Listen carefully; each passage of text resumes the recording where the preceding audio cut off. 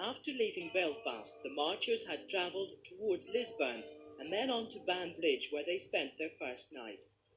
In almost every town, an open-air meeting was organised, and those not participating in that went and talked to the locals about what was happening.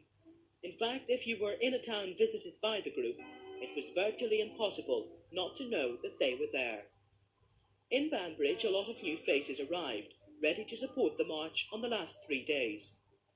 The next morning, the refreshed team recommenced the trek from Banbridge and walked towards Newry.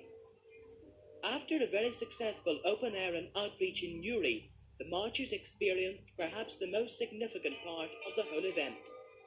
As daylight faded and darkness fell, the group crossed the Irish border, the divide that separates the north and the south of Ireland.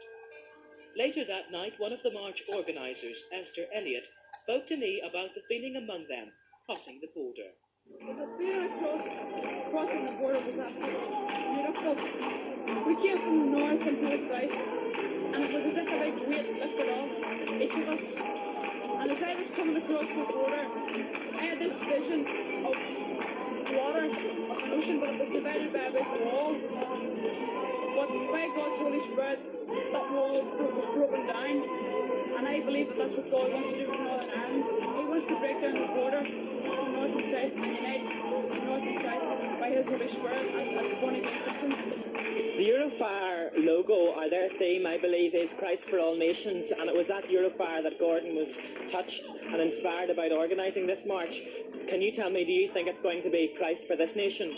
Yes, I would believe so. This is a nation where Christ is doing so many different things, and I know in the churches that I have been in lately, I can see people getting themselves